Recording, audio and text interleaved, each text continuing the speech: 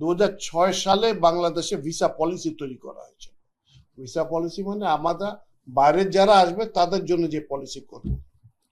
2006-এর পরে এই 26-20 বছর পরে আবার একটা ভিসা পলিসি প্রণয়ন করা হয়েছে, এটা ক্যাবিনেটে উপস্থাপন করা হয়েছে। এটাতে বিদেশিদের বাংলাদেশে আগমন ও প্রস্থানকে সহজ ও সুশৃঙ্খল করা, বিদেশি বিনিয়োগ, ব্যবসা ও দক্ষ মানব সম্পদ আকৃষ্ট করা, পর্যটন আতিথেয়তাকে খাতকে উৎসাহিত করা, প্রযুক্তি ও জ্ঞান স্থানান্তর নিশ্চিত করা, জাতীয় নিরাপত্তা ও আন্তর্জাতিক কূটনৈতিক ভারসাম্য বজায় রাখা, পারস্পরিক নীতির ভিত্তিতে আন্তর্জাতিক ভ্রমণ ব্যবস্থাপনা করা এবং আধুনিক এবং সেবামুখী অভিবাসন কাঠামো গড়ে তোলার উদ্দেশ্যে 2006 সালে জারিকৃত ভিসা নীতিমালা সংশোধন করে ভিসা পলিসি 2026-এর খসড়া পরিমার্জনের জন্য মাননীয় অর্থমন্ত্রীর সভাপতিত্বে একটি মন্ত্রিসভা কমিটি গঠন করা হয়েছে।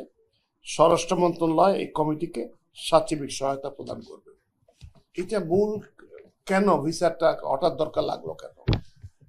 আগে হিসাব ছিল যে রেসিপ্রোসিটি বললাম, যেটা যে পারস্পরিক সব ভিত্তিতে, যে তোমার লোক আসলে আমি এতটুকু ভিসা দিব, এতদিনের ভিসা দিব, এই শর্ত, আমরাও তাই করতাম, ওরা যা দেবে আমরা তাই করতাম।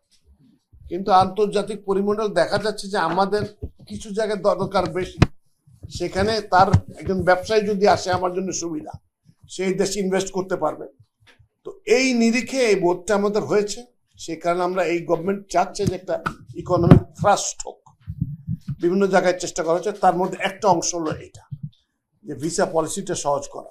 এইটা মোটামুটি চূড়ান্ত হয়ে গেছে, কিন্তু লাস্টলি মাননীয় অর্থমন্ত্রীর সভাপতিত্বে একটা মন্ত্রিসভা কমিটি করা হয়েছে, যেটা 1 মাস, এটা তার ভিতরে স্বরাষ্ট্র মন্ত্রণালয় রয়েছে, সিকিউরিটি ইস্যুগুলো দেখবে, পর্যটন মন্ত্রণালয় রয়েছে, বাণিজ্য মন্ত্রণালয় রয়েছে, যাতে তাদের যদি আরো কোনো ইন্টারেস্ট থাকে যেটা এই পলিসিটাকে সমৃদ্ধ করবে, সেটুকু করে এটা চূড়ান্ত করা হবে।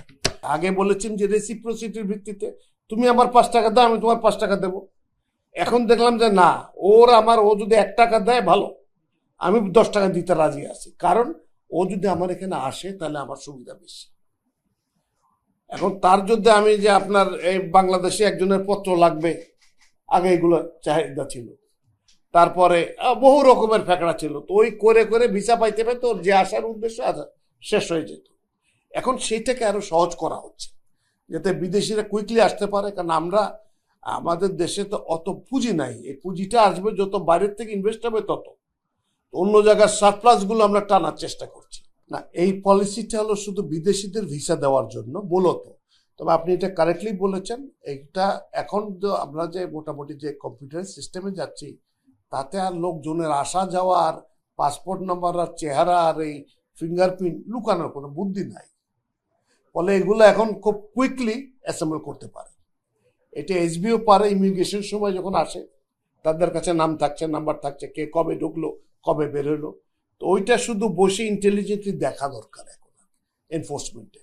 মানে গভর্নমেন্টের এফিসিয়েন্সি আরো বাড়াইতে হবে, সেইগুলোর দিকে চেষ্টা চলছে এখন। ব্যবসায়ীর ড্রাইভিং ফোর্স একটাই, যে ওখানে যদি ইনভেস্ট করি আমার টাকা আসবে, তাহলে যাওয়ার আগে যদি আমি একটা পাহাড় তুলে তুলি, তোমার এই নাম কি, বাপের নাম কি, দাদার নাম কি, তোমার ওই বাড়িতে ছাগল কয়টা আছে, এই সমস্ত প্রশ্ন তো আর করার কোনো জাস্টিফিকেশন নাই এখন।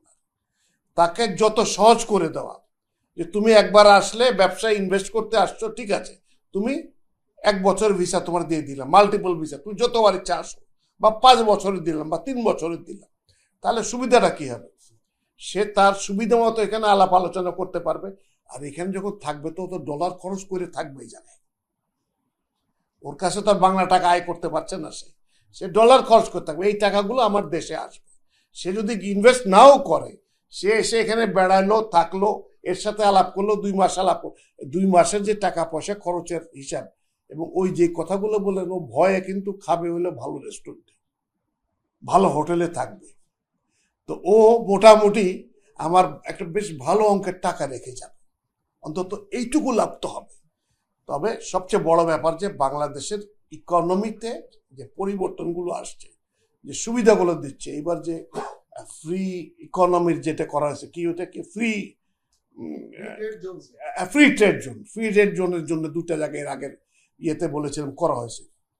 তো ওই জায়গায় ইনভেস্টমেন্ট দেখলে লোকজন দৌড়ে আসবে, ওরা এসে টাকা দা করবে যে ভাই আমি টাকা দিচ্ছি, তোমার লোক লাগবে না, আমি আমি টাকা লাগবে না, আমি দিচ্ছি, আমি তো তৈরি করে নেবো, আমার জায়গা দিয়ে দাও তুমি।